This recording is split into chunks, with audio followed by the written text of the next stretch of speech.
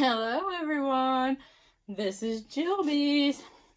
I'm worm farming today. How do you like my hat? This was made from Bridget. Anyway, thought I would show her off today.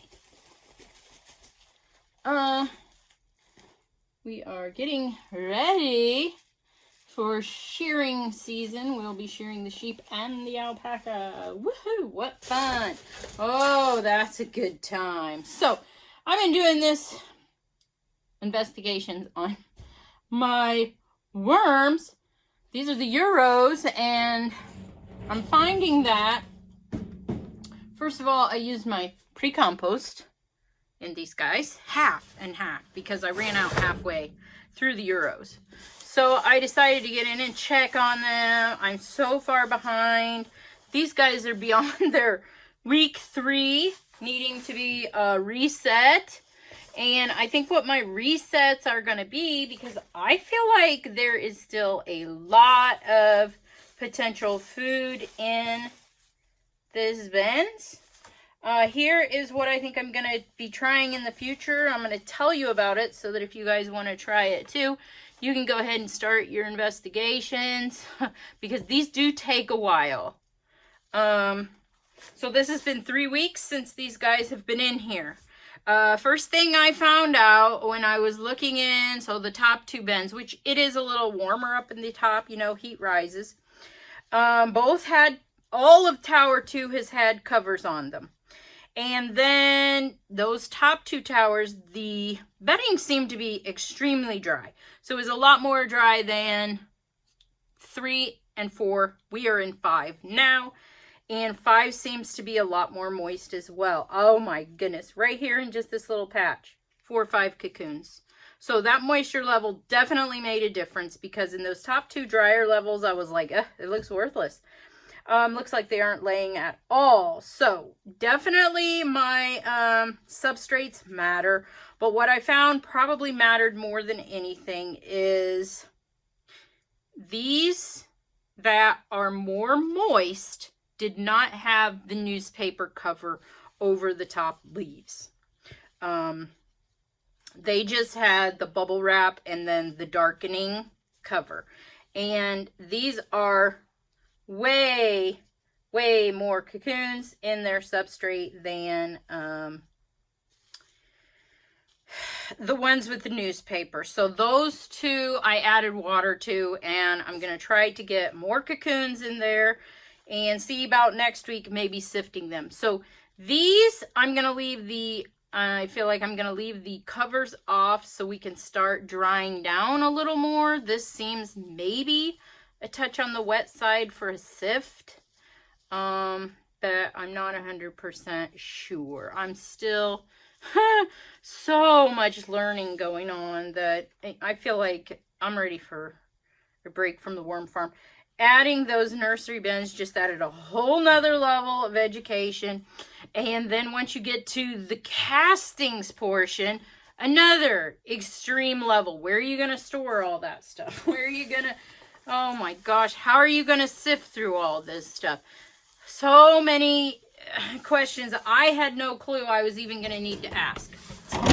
So you see why I'm trying to tell you guys, get something started so that you will figure out what questions are you're going to need to either ask, or what things you're going to need to get through before you decide you're going to go pro and take this to the maximum level out on your fields for microbial farming.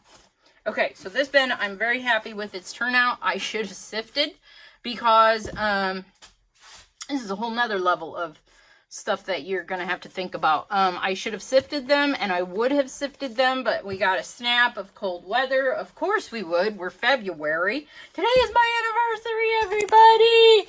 Yay! Hi! And guess what? My husband informed me that this doesn't mean mealworms, because I have the mealworms, and it was my shirt that I bought so that people would think it was funny when I ate the mealworm, because that was a goal of mine. I wanted to give myself over the hump and eat a mealworm. So anyway, we will be eating out tonight at the steakhouse. So these are ready.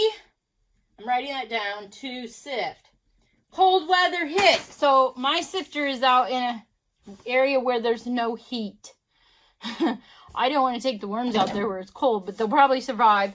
But this is my other thought happened the other day was I'm not going to be able to sift very many bins a day with the hand crank thing. Maybe 2.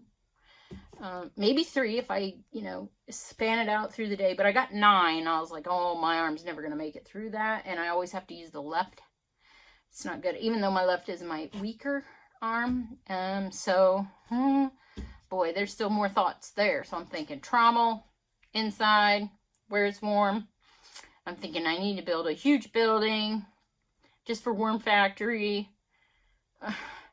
See these things come up. You don't realize until after you're in the middle of it. I mean, like, knee deep, right? Anyway, so back to the Euros.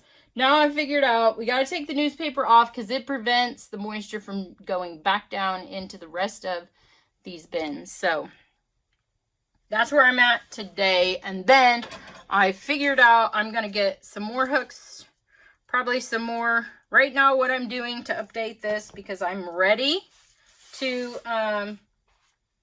sift this bin. But guess what? I'm not going to do it right now, but it's ready. So I'm putting on the red emergency bead. This is just to be, overly cautious. And then this bead never had any name. So I think that's going to be my sifting bead. Coral. Coral is my sifting bead. So if there's coral on here, we're going to be sifting. So I'm trying to make these very loud and stand out. Not that I need to. I just want to.